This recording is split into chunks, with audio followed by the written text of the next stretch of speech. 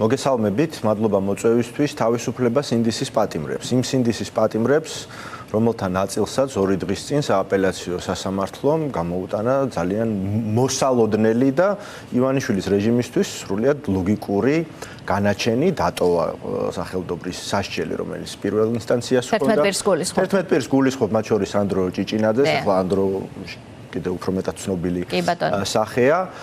ისევე როგორც ყველა სხვა ინდისის პატიმრის განაჩენები, ხო, რაც გასაჩივრდა, არაფერი არ იცვლება.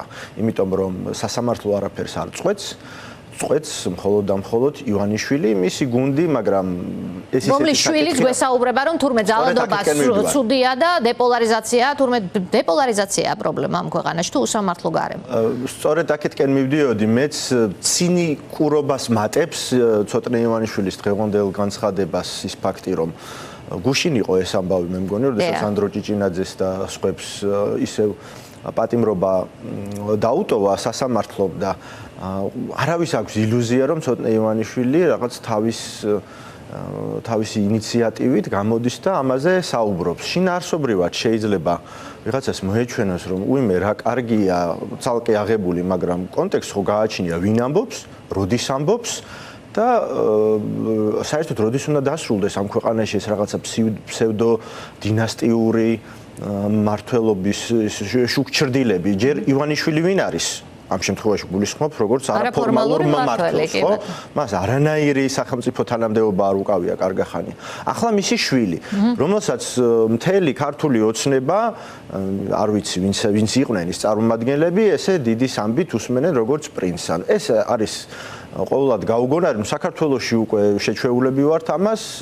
პრინციპში ოლიგარქიულ რეჟიმში ეს არ არის ხოლმე სიახლე მემკვიდრეობითობის ცდუნება, რომ ამზადებს მემკვიდრეს, რომელიც ოჯახის გამგრძელებელია რაღაცნაირი ეს მე არ მინდა წინასწარ რაღაც მარჩიელობასავით გამომივიდეს, მაგრამ პირველად არ გამოჩენილა, ჩვენ გვახსოვს 2012 წელს, როდესაც ივანიშვილი მოდიოდა ხელისუფლებაში, მაშინ მას ბერა ივანიშვილი ყავდა გამოყვანილი ავანს სცენაზე და ამაზე პოლიტიკური კაპიტალიზება გააკეთა. ივანიშვილი პრაგმატული კაცი არის, მით უმეტეს ახლა პოლიტიკაში ის თავის შვილებს, ხო და თავისი ოჯახის წევრებს უბრალოდ ასეთი რეზონანსის განცხადებებს, bis გაკეთების უფლებას არ მისცემს, თუ მან თავად არ დაავალა. რა თქმა უნდა, ბევრი რამ შეიძლება ვიფიქროთ, რომ შესაძლოა მისი მოკავშირის დაკარგვა ევროკავშირში, ევროკავშირის მხრიდან სანქციების გარეალურებამ დაახლოს მოსვლამ, ხო? იმიტომ რომ ორბანის ვეტო აღარ არის. ბევრმა რაღაცამ შეიძლება მას ეს აფიქრებინა, მაგრამ ფაქტია, რომ ეს ყველაფერი შესაძლებელია პოლარიზაციის დასრულება, შესაძლებელია და კრიზისის გადაჭრა იმით, რასაც ჩვენ ვითხოვთ. ეს არის ახალი საპარლამენტო არჩევნები, სამართლიანი არჩევნები. სამართლიანი არჩევნებისთვის მოსამზადებლად დებატები არის სრულიად ჯანსაღი ნორმალურ ქვეყანაში, მაგრამ ჩვენთვის ნიშნულოვანია, რომ მოვიპოვოთ ეს არჩევნები, დავიცვათ ჩვენი არჩევანი, შევცვალოთ რეჟიმი და ეს ქვეყანა ერთხელ და სამუდამოდ გახდეს ნორმალური ქვეყანა. შესაბამისად, ამისთვის ჩვენ ყველაფერში მივიღებთ მონაწილეობას, მაგრამ ეს იმას არ ნიშნავს, რომ ეხლა ცოტნე ივანიშვილმა რაღაცა ინიციატივა გამოიტანა და ამაზე ეხლა პოლიტიკური დღესწესრიგი უნდა აიწყოს ამ ქვეყანაში. რა პოლიტიკური ნაბიჯები შეიძლება მოყვეს ამაზე აქ საუბარი? ეს პირდაპირ მოდის დის წინააღმდეგობაში კობახიძის ცნობილ განცხადებებთან ნულოვანი ტოლერანტობა ამ ხალხს. ახლა გამოდის ივანიშვილისვე დავალებით დიდი ასე ვთქვათ, სჯაბაასი არ უნდა ამ ამბავს, რომ ისინი ვართვის გარეშე მისი შვილი ასეთ განცხადებებს არ გააკეთებს იმ ტიპის მმართველობის პირობებში, როგორც ივანიშვილს აქვს. შესაბამისად ეს ნიშნავს თუ არა, რომ პოლიტიკურ შედეგებსაც უნდა ველოდოთ უკან დასახევი გზების ძიებაში შეწირული პრემიერი მორიგ დონეზე და ეს ასე რომ დავანებოთ თავი რა შეიძლება მოყვეს მისი გადარჩენის მცდელობებს, თქვენი დღის წესრიგი რა არის? ახალი არჩევნები, პოლიტიკური პატიმრების გათავისუფლება, ახალი არჩევნები სამართლიანი პირობებით. ამ ყველაფერზე წამომსვლელს გავს ივანიშვილი, იმიტომ რომ თქვენ თვითონ თქვით, გაგრგუშინ ძალაში დატოვა ის განცხადება და დღეს დარბაზში ეჯდა ბექა მიგრიაული ცოტნე როცა ამ განცხადებას აკეთებდა. მე არ მიმაჩნია, რომ ცოტნე ივანიშვილის განცხადებაზე პოლიტიკური დღის წესრიგი უნდა შეიქმნას და ჩვენ ბევრი. ხო, მაგრამ ამისთვის ხომ გაკეთდა ეს, რომ ჩვენ ვისაუბროთ და პოლიტიკური დღის წესრიგი შეიქმნას. მე მგონი არ უნდა ავყვეთ ამ პოლიტიკურ დღის წესრიგში და რა უნდა გავაკეთოთ? დიახ, ვიბრძოლოთ შეგვიძლია ალბათ გამოვიცნოთ რაღაცნაირად ივანიშვილის შემდგომი ნაბიჯები. ივანიშვილის ძრახებს რაც შეეხება და ვერ ავწდებით იმას, ივანიშვილი არის ფაქტობრივი მმართველი ამ ქვეყნის, თუ მას რაღაცა ნაბიჯის გადადგმა სურდა დასავლეთის მიმართულებით, მაშინ კობახიძე არ გააკეთებდა ისეთ განცხადებებს, რომელიც მან ანტალიაში გააკეთა საერთაშორისო ფორუმზე, როდესაც ზახაროვა დაემუქრა საქართველოს და არანაირი რეაგირება მას არ ჰქონია და პირიქით აქეთ რაღაც ხუთ რევოლუციის მცდელობაზე საუბრობდა და დასავლეთის დადანაშაულებას აგრძელებდა. შეეძლოთ პოლიტპატიმრების გათავისუფლება, იქნებოდა ეს სააპელაციო სასამართლოს გზით. იქნება ახალი პრემიერის საქმეა ეს ყველაფერი. შესაძლებელია ახლა ეს ხომ ივანიშვილი ხომ 90-იანი წლების ყაიდის კაცი არის, რუსეთში ჩამოყალიბებული ოლიგარქი არის და იქაური მეთოდებით მოქმედებს და დავინახეთ საქართველოშიც ხო ღარიბაშვილი და ლილუაშვილი რა გზასაც გაუყენა.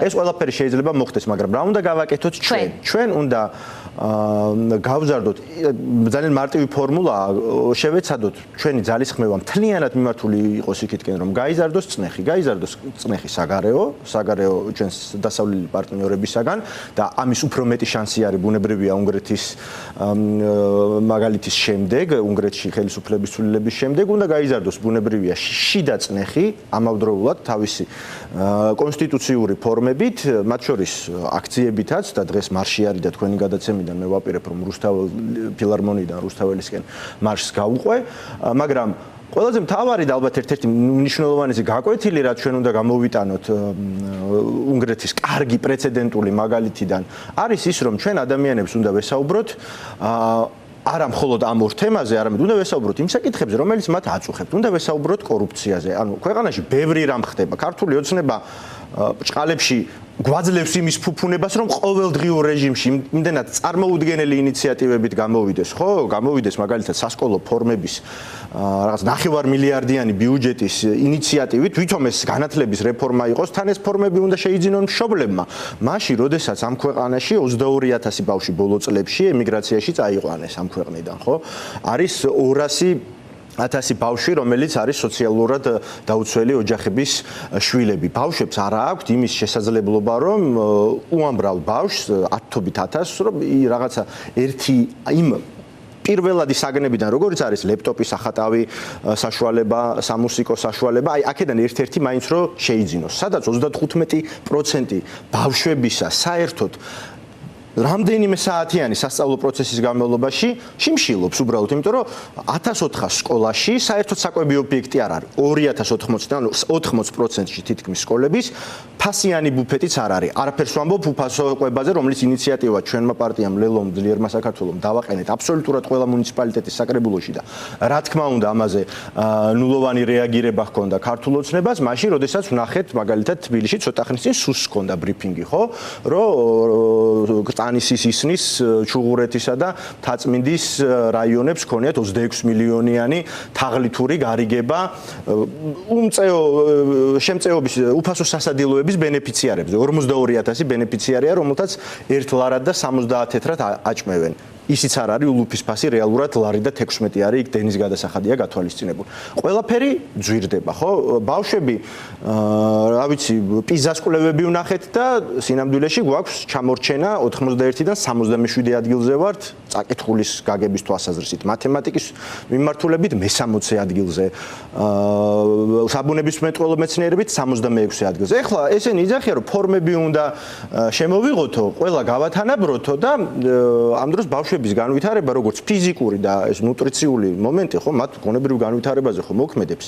არის თქვენ მიგაჩნიათ, რომ ამ ყველაფერზე საუბარი არის მნიშვნელოვანი ამორჩეველთან ადამიანებთან, რომ არა მარტო ის, როგორიც ცუდია ეს რეჟიმი, არამედ ის თუ როგორ შეცვლით ამას. დიახ, არსებობს კონკრეტული ინიციატივები. მაგალითად, ხო, ეს ყბადაღებული ფასების საკითხი. შექმნეს ეს ბუტაფორიული კომისია, სადაც მილიონერი დეპუტატები ისხდნენ პარლამენტში, იქ მთავრობასთან იყო კომისია, იბარებდნენ ბიზნეს სექტორს და ჯერ რაღაც დიდის ამბით გითხრეს, რომ 5 თეთრით კვერცხი გაიაფთებავდა, სინამდვილეში კვერცხიც კი გაძვირდა ბოლო პერიოდში 4.5%-ით, 10%-ით გაძვირდა პურ პროდუქტები, 10%-ით გაძვირდა ხორცპროდუქტები, თევზი 22%-ით, ზეთი 8%-ით და საერთოდ საფასო ინფლაციამ მარტის თვეში 7.9% შეადგინა. ესეც ცინიკური არის. დაასრულა კომისიამ მუშაობა და ამ დროს გაუძვირდათ ყველაფერი. დენის ტარიფი 30%-ით გაძვირდა, როცა ივანიშვილი განახევრებას პირდებოდა. ხო, ნუ საწვავი რო გაძვირდა, გასაგებია მსოფლიოში რაც ხდება, მაგრამ ამისთვის კონკრეტული გადაწყვეტის გზებს საუბრობთ ჩვენ, ხო? იმ ქვეყანას, რომელიც არაფერს აწარმოებს პრაქტიკულად, ჩვენი მთავარი ექსპორტი არის ნახმარი მანქანების რეექსპორტი ყირგიზეთში და ის კიდე სადმიდის რუსეთში სანქციებისავლით ამაზე აღარ ვისაუბრებ. რა შეგვიძლია გავაკეთოთ დროებითი საგადასახადო შეღავათები. მაგალითად, აქციზი დაბრუნდეს 2017 წლის ნიშნულზე. ძეგეგე პირველად პროდუქციას გამოსავალი ყველას თითქოს რაღაცნაირად.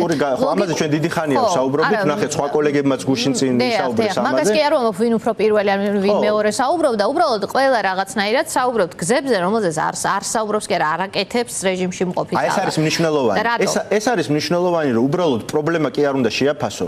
ჩვენ, რა ვიცი, საზოგადოება მე მგონი ძალიან კარგად დაინახა გლობალური პრობლემა, რომ ამათ ევროკავშირისკენ და დასავლეთისკენ არც ერთი ნაბიჯი არ გადაუდგან. პირიქით, ყველა მათი ნაბიჯი საპირისპირო მიმართულებითაა, რუსეთის ამარა დავრჩით, მანამდე ირანს ეძმაკაცებოდნენ, გასვენებებში დადიოდნენ. ეს საზოგადოებამ დაინახა, წინააღმდეგობაში მყოფმა საზოგადოებამ, რომელიც ამ ქვეყნის უმრავლესობაა, იცის, რომ ეს ხალხი არიან პრორუსები, მაგრამ სხვა პრობლემები, რომელიცაც შეიძლება უფრო მსხვილი პრობლემებიც იყოს, როგორც არის ქიმიური მოწამვლის საქმე, პოლიტპატიმრებზე საერთოდ არ ვსაუბრობ იმაზე, რომ ტროტუარზე დგომის გამო ადამიანებს პატიმრობაში უშვებენ და ყადაღები მოздით და ისე რომ საერთოდ არ აფრთხილებენ, კატასტროფა ტრიალებს, მაგრამ არსებობს სოციალური საკითხები, ეკონომიკური საკითხები, რომლებიც ადამიანებს უშუალოდ ეხებათ და ეს მათ ყოველდღიურობაში ვინაიდან არის უფრო მეტად პრობლემული, ვიდრე ეს გლობალური საკითხი. ამაზე უნდა ვესაუბროთ, პლუს უნდა ვაჩვენოთ გადაჭრის გზები. მე ცოტა ხნის წინ ჩვენ ხო გვაქვს მუდმივად კომუნიკაცია საზოგადოებასთან, ადამიანებთან. ხა შეიძლება რაღაცა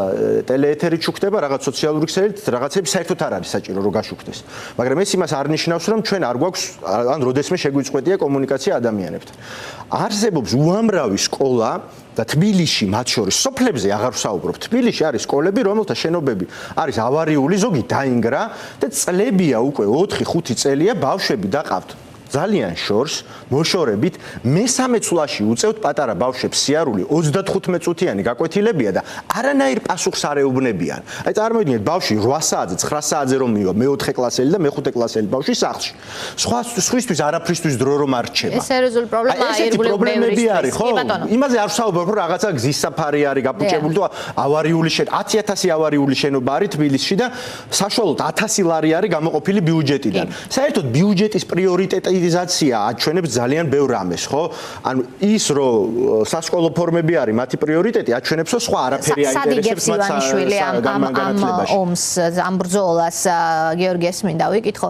ყველაფერი აქვს ცუდად, ხო? აი ჩვენ რომ შევხედოთ ეს რიგითმა მოქალაქემ საკუთარ ცხოვრებაზეც იცის, უბრალოდ იგებს თუ არა ის იმ ნაწილში, რომ კრიტიკული საზოგადოება და მათ შორის პოლიტიკური სპექტრი ვერ იჯერებს, ან ვერ აჯერებს ერთმანეთს, რომ ცვლილება ერთიანი ძალისხმევის შემთხვევაში შესაძლებელი. მე მგონი თავარი, რაც უნდა ირწმუნოს ადამიანმა, თითოეულმა მოქალაქემ არის საკუთარი ძალის განცდა, რომ მისი ხმა არის მნიშვნელოვანი და რა თქმა უნდა, ახლა უფრო მეტად აქტიურ ადამიანებს, ხო, რომლებიც არიან ჩართული საზოგადოებრივ ცხოვრებაში, პოლიტიკოსებს მით უმეტეს და პოლიტიკურ პარტიებს. ეს შკალა განსხვავებულია პასუხისმგებლობის, მაგრამ თითოეულმა ადამიანმა უნდა ირწმუნოს, რომ მის ერთ ხმასაც აქვს კრიტიკული მნიშვნელობა და თუ იქნება დამთრგუნავი უმრავლესობა მოსული არჩევნების დღეს და ჩვენ ამის გაკვეთილი ხო ვნახეთ. განა იმას ის არ არის ფაქტი, რომ ჩვენ უმრავლესობაში არ ვიყავით 2024 წელს და манипуляცია იყო, მაგრამ მხოლოდ манипуляცია რომ ყოფილიყო და ნებისმიერი რაღაც შედეგი რომ დაეწერა ივანიშვილის ცესკოს, მაშინ არ დაჭირდებოდა არც პროპაგანდა, არც ომის შიშის დათესვა, ხო? არც სხვა ის მექანიზმი და ხერხი, რომელიც დაშინება და ასე შემდეგ მობილიზაცია საჯარო მოხელეების, მასწავლებლების და ასე შემდეგ, რომელსაც ის იყენებდა და ახლაც ამას აკეთებს. პოლიტიკური პარტიების დისკრედიტაცია არ დაჭირდებოდა ეს დრაკონული კანონები მარტო იმაზე რომ იყოს დამოკიდებული, რომ ნებისმიერ რაღაცას წერს. ნებისმიერი რაღაცა შეეძლო დაეწერა მადუროს და როგორც დაამთავრა, კარგად ვნახეთ. უნგრეთის მაგალითი სხვა მაგალითია და ამ თვალსაზრისით შედარებადი საქართველოსთან, იმიტომ რომ უნგრეთში, რა თქმა უნდა, ის ევროკავშირის წევრი იყო და შეიძლება ისეთი პირსისხლიანი და ბრუტალური გამოვლინებები არ ჰქონდა მის ავტოკრატიას, როგორც ივანიშვილისას აქვს. მაგრამ ეს არ არის მთავარი, რაც ავტოკრატიის როგორც ბარიერის და ზოგ შემთხვევაში გადაულახავი ბარიერის წინააღმდეგ სტრატეგიაში შეიძლება განვიხილოთ, იმიტომ რომ სხვა რაღაცეები, კორუფცია იქნებოდა ეს თუ რაღაცა მედიის მონოპოლიზაცია, სასამართლოს დაქვემდებარება, ეს იქაც იყო, მაგრამ მოვიდა ისეთი რაოდენობა ადამიანებისა, რომელთაც ირწმუნეს საკუთარი ძალის, საზოგადოების კონსოლიდაცია მოხდა ერთი იდეის გარშემო და იქ უკვე ყველაფერმა აზრი დაკარგა ორბანისათვის და საბედნიეროდ ის გზა აირჩია, რომელიც არ აირჩია მადურომ. ეს არის წნეხის შედეგი ბუნებრივია, ჩვენ უნდა მოვიპოვოთ კიდევ ვიმეორებ არჩევნები, მაგრამ არჩევნებით რომ არის ხელისუფლების ცვლილება შესაძლებელი და მათ შორის ავტოკრატიული რეჟიმისაც, ეს არის ის მთავარი, რომელიც ჩემი აზრით საზოგადოების დიდმა ნაწილმა ახლა ირწმუნა და ამითი არის მნიშვნელოვანი შუქურა უნგრეთის მაგალითი საზოგადოებისთვის და როგორი პოლიტიკური კონფიგურაცია იქნება, ეს კიდევ სხვა საკითხია, პასუხისმგებლობა გვაქვს ჩვენ ყველას პროდასავლურ ეროვნულ პოლიტიკურ ოპოზიციურ პარტიებს. ერთი-ერთი მაგალითის გამოტანა ბუნებრივია, შეუძლებელი არის, მთავარი არის ვემზადოთ არჩევნებისთვის ჩვენ პარტიები ვიყოთ ფორმაში, რათა ეს არ დაატრიალოს. კონფიგურაცია გამოჩნდება გადაწყვეტილების შემდგომ. გამოჩნდება ბუნებრივია და საზოგადოებას უნდა გაუჩინოთ იმედი.